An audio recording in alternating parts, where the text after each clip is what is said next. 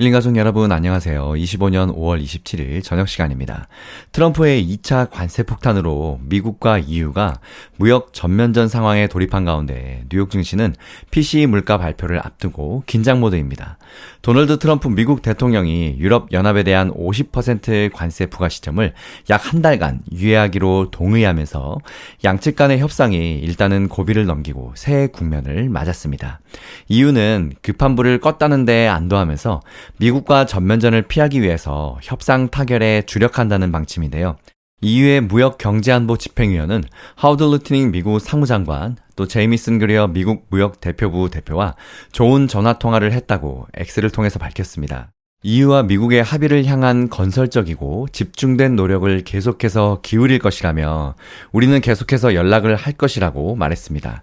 하지만 통화 내용은 아직 공개되지는 않았습니다.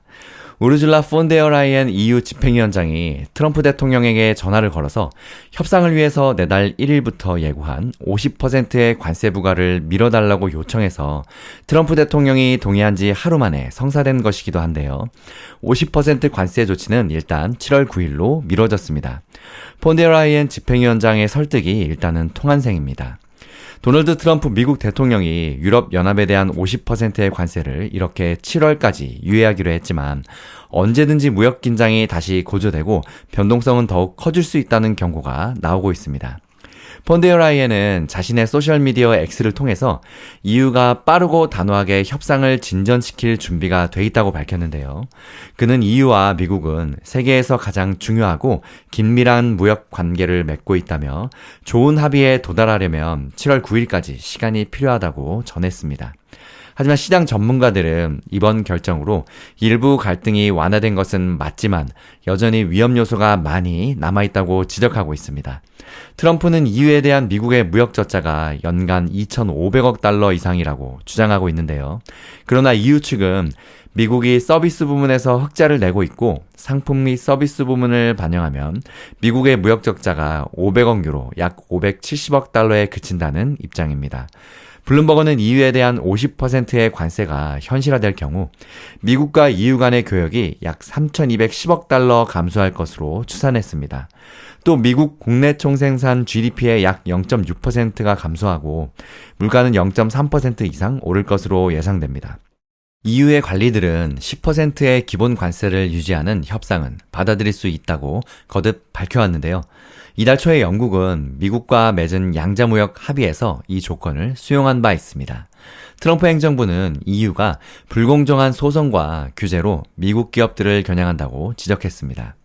또 27개국으로 구성된 EU는 미국의 최대 교역 파트너로 멕시코, 캐나다와 중국도 앞서는데요. 지난해 기준 미국은 EU로부터 약 6,060억 달러어치의 상품을 수입했고 3,700억 달러 규모의 상품을 수출했습니다. 이 중에 의약품은 단일 품목 기준 미국에 가장 많이 수출된 EU산 제품이었으며 지난해에만 1,270달러에 달했습니다. EU는 트럼프 행정부의 상호관세에 맞서서 950억 유로 규모의 미국산 제품에 대한 보복 관세를 준비 중인 것으로 알려졌는데요. 여기에는 보잉 항공기, 또 미국산 자동차와 버번 위스키 등이 산업재가 포함됐습니다. 파울라피노 집행위 수석대변인은 정례 브리핑에서 정상 간의 통화에서 협상을 가속하기로 합의했고 정상 간의 연락을 계속 유지하기로 했다고 전했는데요.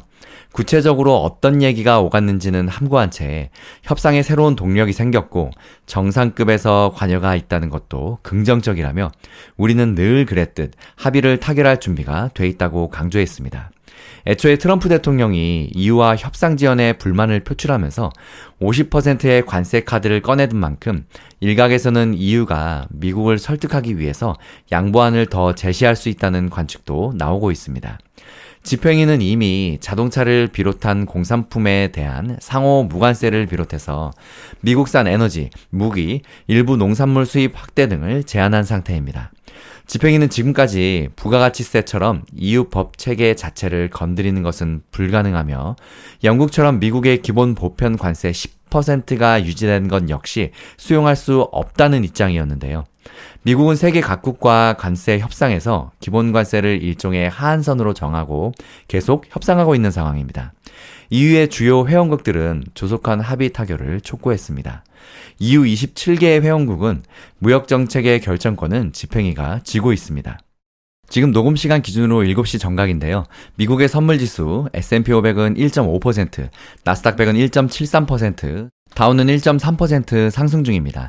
주말 선물지수보다 약간 오름세를 보이고 있습니다. 또 유럽 장 진행 중인데요. 현재 영국은 1%, 프랑스 0.25%, 독일 0.74% 상승 중이고 유럽과의 관세 50%도 일단 유예된 상황이라 VIX 공포지수는 20.25로 소폭 하락 중입니다. 한편 AI 반도체 선도기업 엔비디아의 분기 실적이 글로벌 증시와 AI 산업 전반의 향방을 가늠할 핵심 지표로 부상하고 있습니다. 현지 시간으로 28일 장 마감 후에 발표될 1분기 실적을 앞두고 투자자들의 관심이 집중되고 있습니다.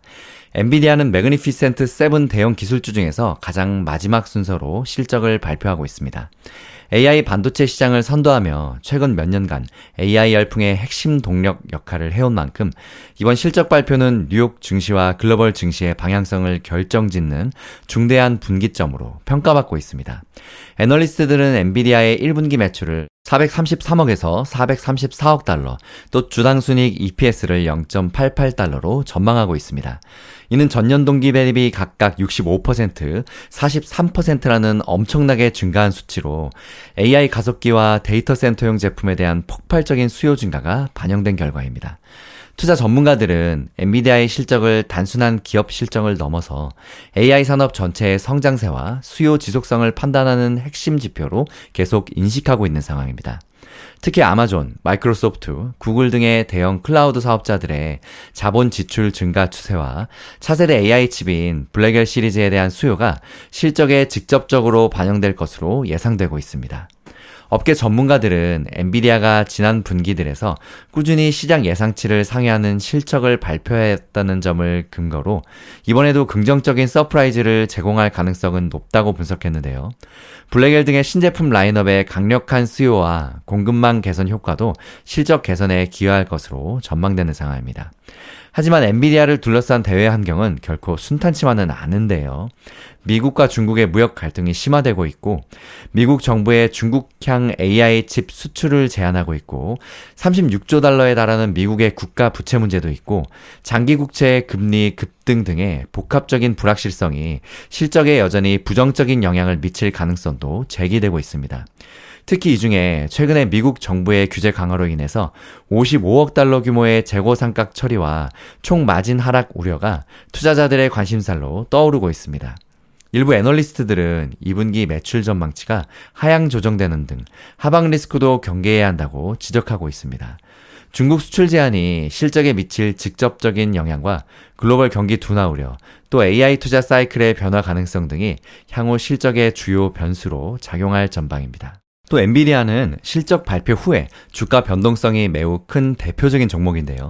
최근 8개 분기 동안의 실적 발표 직후에 평균 무려 9% 이상의 주가 변동을 기록했으며 이번 실적 발표 역시 시장 전체의 투자 심리와 방향성을 좌우할 것으로 예상됩니다. 월가에서는 엔비디아의 목표 주가를 175달러에서 200달러 수준으로 제시하면서 여전히 긍정적인 전망을 유지하고 있습니다. 하지만 단기적으로는 실적 발표와 함께 변동성이 크게 확대될 가능성이 높다는 것이 전문가들의 공통적인 견해입니다. 엔비디아 실적 발표는 28일 장 마감 후 우리 시간으로 29일 새벽이 됩니다. 힐링가족 여러분 힘내세요. 성공투자 파이팅!